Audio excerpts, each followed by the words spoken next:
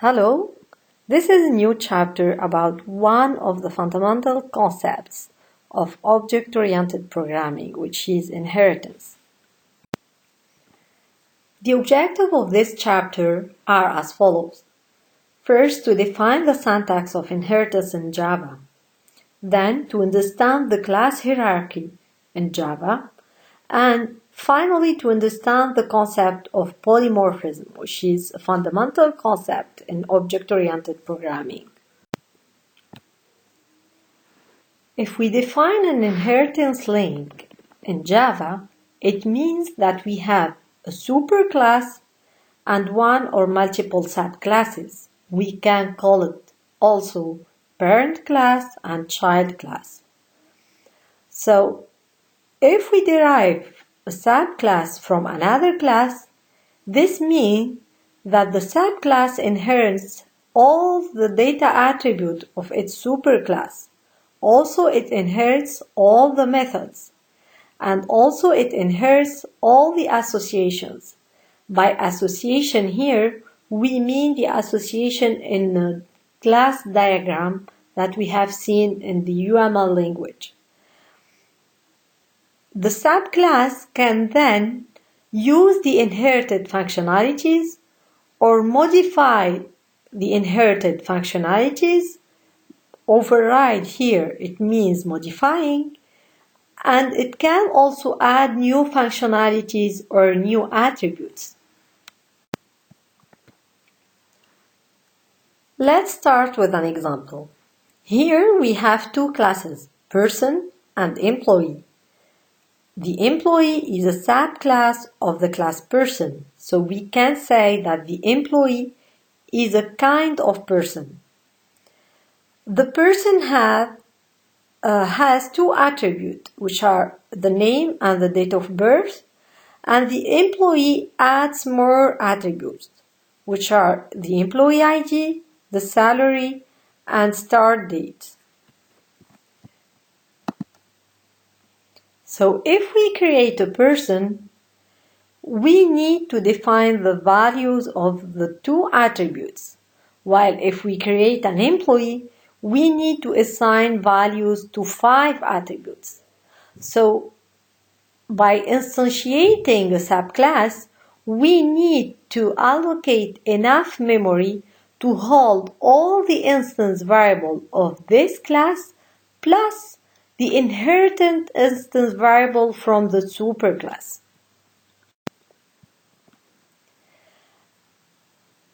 Let's see the syntax how to create a subclass in Java. So we follow the same example. We have a class person and a subclass employee. To say that the employee will inherit from the class person, we will just add the word extends, then the name of the superclass, as you see in the code. And there is nothing special later on while instantiating either the superclass or the subclass. So if I want to create an employee, I will simply use the last statement that is depicted in this slide. In Java, each class can have only one superclass. So we can see that the inheritance will create a sort of hierarchy between the classes. Generally, the classes in the higher levels are more general and abstract, whilst the classes in the lower levels are generally more specific and concrete. There is no limit in the number of subclasses from a superclass, and also there is no limit in the depth of the class tree. So we can have as many levels as we want. We know that the constructor in Java, one of its basic roles is to initialize the instance variables. So let's think about the constructor of the subclass. In the subclass, we need to initialize the variables that are declared in the subclass plus the variables that are inherited from the superclass. So in the code of the constructor of the subclass, the first statement should be the call of the constructor of the superclass first in order to initialize all the inherited attributes. Then we can add the statement to initialize our own attributes that are declared in the subclass. The constructor of the superclass can be called by the keyword super, and we will see in the next slide an example to detail this creation of the constructor. If the call to super is not made, the system will automatically attempt to invoke the no-argument constructor of the superclass. So let's take another example. Here we have two classes. The first class is called bank account and the second class is called overdraft account.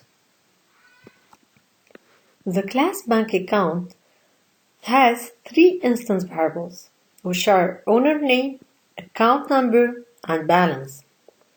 In the constructor, we initialized all the set of variables. So it takes as input two values, which are the account number and the name, and the balance will be set to 0 by default because this is a numerical variable. For the overdraft account, this is a subclass of the class bank account. It adds one attribute, which is the overdraft limit, and in the constructor, as we said, we need to initialize both the variables that are declared in the subclass and the variables that are declared in the superclass. So here the constructor would take as argument the account number, the name, and the limit. The first statement in the constructor of any subclass should be the call of the constructor of the superclass. And we said that this is done by the keyword super. So here super means that we are calling the constructor bank account. So we will give the required inputs and then we will initialize the overdraft limit to the given input that we had as an argument. A subclass inherits all the methods from their superclass. We can use the inherited methods and also we can modify these methods. By redefining an inherited method, we say that we are overriding this method. So by overriding the method, we will provide our own implementation in the subclass. You should note that the signature of the method should be the same in order to talk about overriding. We continue with the same example. So in the bank account, we will add some methods. The first one is called deposit. It takes as an input an amount, and this amount will be added to the balance. We will just check if the amount is positive or not. The withdraw method will take a certain amount and it will remove it from the balance. And finally, we have another method called getBalance that will return the value of the balance. For the overdraft account, as it extends the bank account, so it will have the three methods which were defined in the bank account. But here, the withdraw has a different meaning because we may have a negative balance with a certain limit. So the test that we have done in the bank account, in the withdraw method, is not valid in the context of the overdraft account. So we overrided the withdraw method and we modified its code. So here we will test if the amount is positive and the get balance plus the limit is greater than the amount to withdraw. If it's true, the balance will be updated.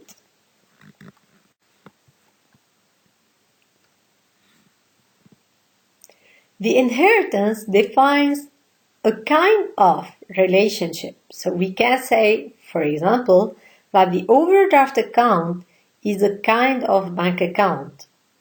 Because of this relationship, programmers can substitute object references.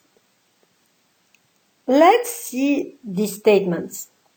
So here we created first a variable having the type bank account called an account. We call the constructor, and then we declared another variable having the same type, which is bank account, and then we call the constructor of the subclass, which is the overdraft account. This is a valid statement in Java. So you can note here that a superclass reference can refer to an instance of the superclass or an instance of any class which inherits from the superclass. We come now to one of the most important concepts in object-oriented programming, which is polymorphism. Polymorphism in Java is a concept by which we can perform a single action in different ways. Polymorphism is derived from two Greek words, which are poly and morphs. The word poly means many and morphs means forms. So polymorphism means many forms. In the previous slide, the two variables were defined to have the same time at compile time, which is the bank account. However, the types of objects they are referring to at runtime are different.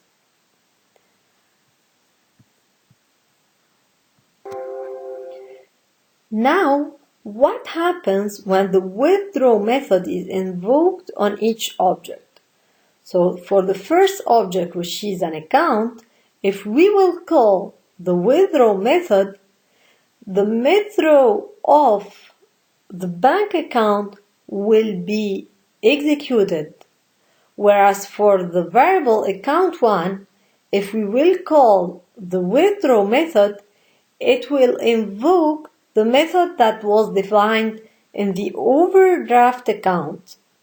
So here you can see that the method being invoked on an object is only determined at runtime, and this is based on the constructor that we have used to instantiate this variable.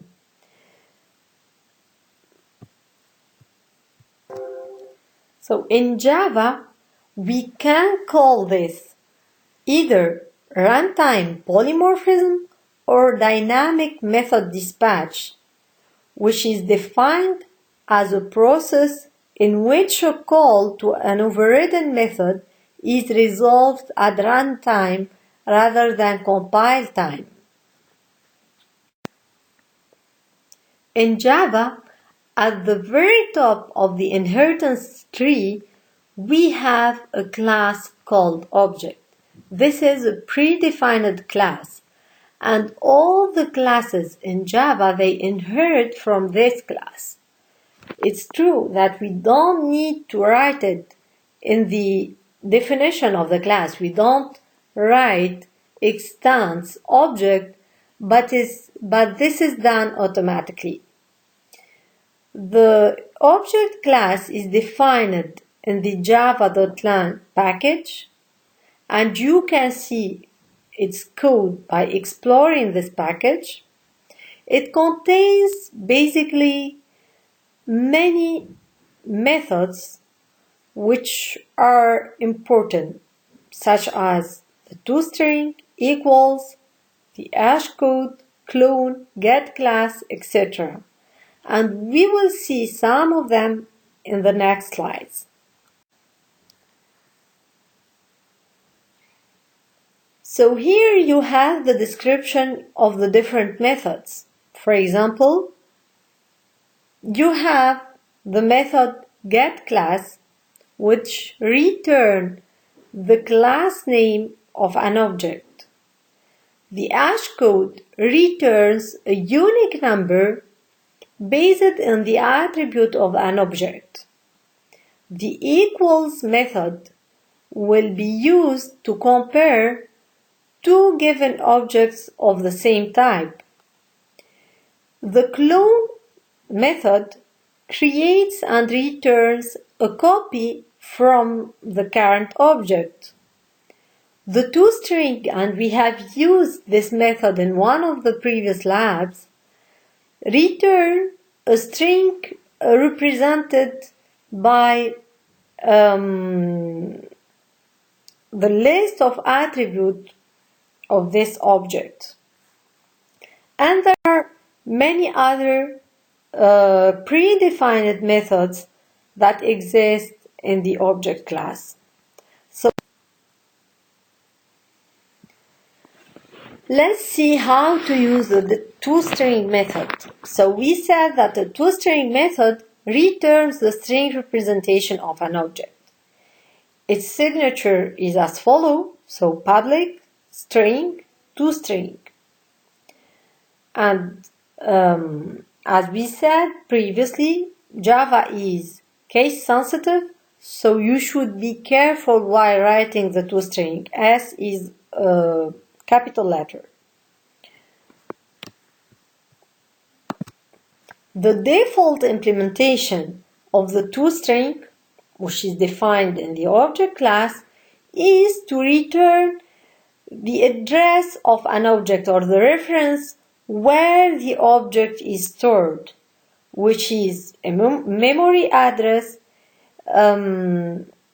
displayed in the hexadecimal form. Let's take an example for the toString method. The class student has three attributes, which are roll number, name, and city. We first created the constructor, and then in the main method, we created two objects from this class, named S1 and S2, and we gave different values to the three attributes. And then we did system.out.println for S1 and then for S2. The result here will be the addresses where these objects were stored. So as you can here see, this is the reference or the address of where these two variables were stored in the memory. If we add the toString method, so we kept the same code and we just added the toString method to the student class. So the toString method here, it returns the three attributes as a string. And in the main function, we first created a student S1 and we initialized the three values, and then we did system.out.println S1 and then system.out.println S1.toString. The result will be the content of the three values, and we can see here that we can either use the toString method or it will be automatically called if we are using an object in a system.out.print or println method. Now we move to the function equals. The equals method compares the content of two objects. The default implementation of the equal method in the object class is as follows. So the equal method returns a Boolean result. It can be either true or false. It takes as an input an object, and it will compare the current object to the object received as input. If they are the same, it will return true. Otherwise, it will return false. Here is an example of the equal method. So, we have two bank accounts initialized with the same values, both for the account number and for the holder name. And then we called the equals to check if the two accounts are equals or not. If they are equal, we will print same account, otherwise we will print different accounts. And in this case, the result will be different accounts, although we have the same values for the list of attributes. Because in the equals method, we compared just the references of the two classes. So we compared where the two objects were stored and not the content of the objects. In order to have a meaningful comparison between the two objects, we have to override the equals method. So here, we modified the equals method with this code. So first, we will test if the variable O that is taken as input is an instance of the bank account class. If it's the case, we will compare the account number. So we will return this statement, account number equal the account number of the variable O. If they are equal, the result will be true, and if they are different, the result will be false. Otherwise, we will return false. So when we apply now the same statements that we have written previously, and by using the new equals method, the result will be same account. In Java, we have a keyword called final. We can use to qualify either a method or a class to be final. Final methods cannot be overridden. So if we qualify a method that is final, it means that we cannot redefine this method in any subclass. A class that is qualified with a final modifier means that this class cannot be extended, so we cannot derive any subclass from this class.